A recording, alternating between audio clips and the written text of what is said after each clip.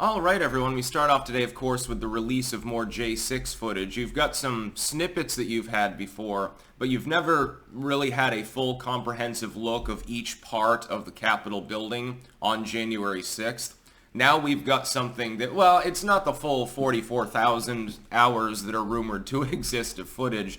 That's counting a lot of exterior sources, I think, things that are, in some cases, probably still related to ongoing criminal disputes, litigation. But it's the effectively the full CCTV footage from the Capitol that day, or a considerable amount of it.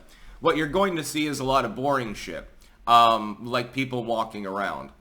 That, I think, is basically the point. I think the reason why Mike Johnson, the new Speaker of the House, decided to release this material is that it paints the opposite picture from what's been depicted from the original J6 committee, etc., with the Democrats mainly playing the fore. They took out of context, effectively, a handful of clips and pictures and presented them to the public, and really it made it look a lot more messy and riotous than it was. Now, J6 did devolve into a riot. Quite clearly, what you saw outside of the Capitol building was no longer a peaceful protest. Despite the fact that most of the protesters weren't armed and most of them were not engaged in any specific criminal behavior other than, in some cases, vandalism or trespass, it was still a riot. It was an unlawful assembly at that point. That being said, when the people were largely ushered in as opposed to breaking their way into the Capitol, that involved a relatively small proportion of the people that were there that day. That original attempt to attack the building was no longer necessary once the doors were open. And they were led around by the police, speaking to them mostly in an amiable fashion. There was relatively little problem going on in the Capitol. Most of the there are absolutely an infinite number of valuable artifacts that are sitting in the U.S. Capitol. There's art, there's statues, all sorts of stuff. None of this was damaged. Even the ropes that normally cordon off areas of the front end of the Capitol were generally respected by the people that entered the building. They walked around. There was some damage done. Somebody did decide to pose in Nancy Pelosi's office. Somebody stole her laptop, and there were a few other incidences that happened there, certainly, that rise above the level of simple trespass. But largely, it was peaceful. It may have been unlawful, but it wasn't particularly violent. What we were shown by the original J6 committee were all of the snippets that they could find that showed somebody throwing a punch or somebody yelling, stuff like that. But that's not the reality, by and large, you're going to see, actually, when you watch the CCTV footage. That, I think, is the point, to paint the opposite and more real picture by saying, look, here's footage of all of the CCTV cameras for that entire day's period. These clips are 15 hours long, by the way, some of them 16. So you can see it for yourself. Now, here's the problem. People have already been inculcated into the belief that J6 was a particularly violent event. Because the violent shots are the ones the legacy media will post because they're going to get more clicks.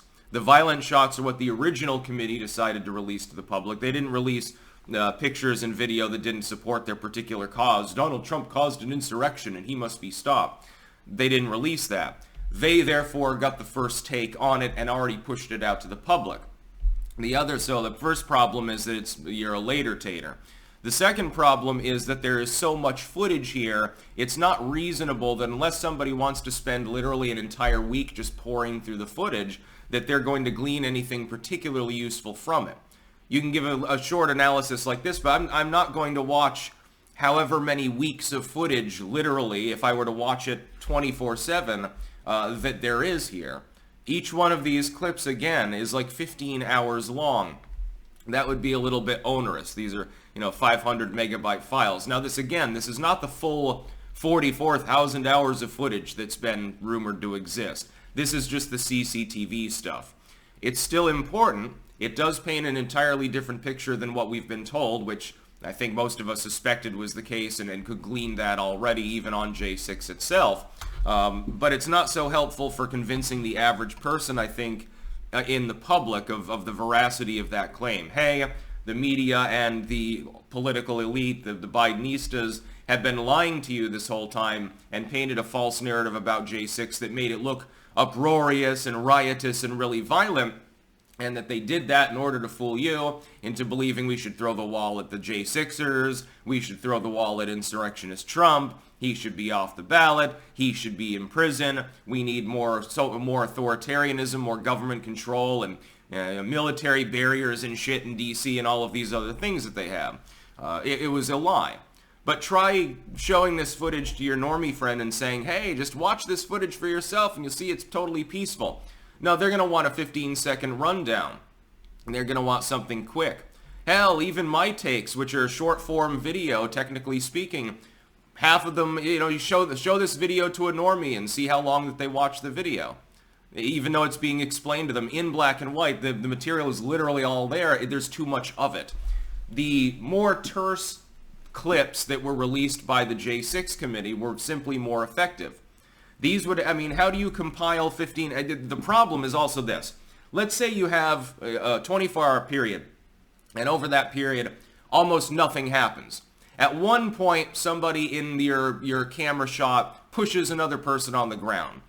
What would the media focus on if it was reporting on your 24-hour broadcast? The shoving, because it's the only thing interesting in there. To countermand the narrative that that day was a particularly violent and dark day, you have to show all of the rest of the footage and get someone to watch 23.9 hours of material, which is deadly boring. So who wins in the end? Who will be more convincing, especially when the shove footage already went viral for the last year before you decided to release the rest of the footage? It's too late and it's too much. It's not going to change anyone's mind. It does paint a different picture. But again, it's not really painting a picture at all if, nobody's going to take the time to actually see it. It's more like, imagine which one is more likely to enthuse the guests.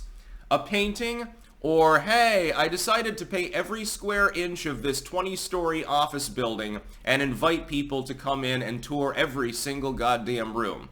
Well, after 5 hours of climbing stairs and wandering around, I think that they trail off a bit and don't get the point. It's novel. Yeah, the legacy media would report on that because it's a novel idea, but the random patrons that come to your so-called art gallery, which is literally itself the art, I think that they wouldn't last to the 20th floor, generally speaking. Imagine they have to take the elevator, I suppose. Anyway, for what it's worth, I did skim through some of the footage again. It comports to what we all know, which is that J6 was not a particularly violent and dark day when democracy was threatened directly and our republic was on the line. That's not really true. It was a riot, absolutely. But it wasn't an attempted insurrection. Again, trying to use this footage to paint that picture for the normies of society would be difficult because you have to convince them to watch a week or two of nonstop CCTV footage. I don't think that they have the stamina. That's about all. Peace out.